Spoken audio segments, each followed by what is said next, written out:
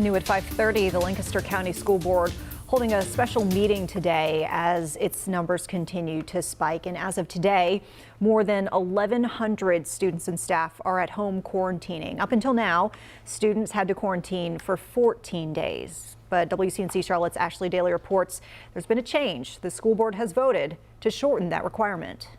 Lancaster County Schools, like all public schools in South Carolina, are mask optional, and like many others, they too are experiencing a COVID outbreak. The district says 186 students have tested positive for COVID, forcing more than 1,100 others to stay home in quarantine and forcing the school board to call an emergency meeting. Despite the COVID outbreaks, the school board today said they are standing firm and say masks will still remain optional. But as more than 1,100 students across the district sit at home, today the focus turned to the mandatory 14-day quarantine.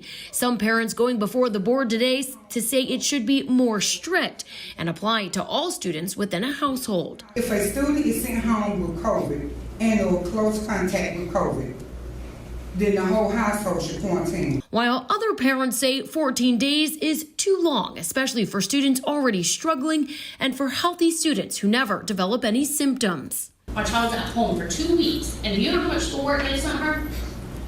Math has sent her 2 days worth, and social studies has sent her 1 day worth. 2 weeks. She was out on the 3rd day of school.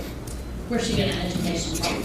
In the end, the school board voted to now allow parents the option, keep their child home for 14 days or return after 10 days, but only if the child agrees to wear a mask and social distance for the remaining 4 days. Also discussed today a possible future option to reduce mandatory quarantines down to 7 days. The school board also says they'll be sending out a survey to parents soon to see if enough parents are interested in bringing remote learning back. Reporting in Lancaster, Ashley Daly, WCNC Charlotte.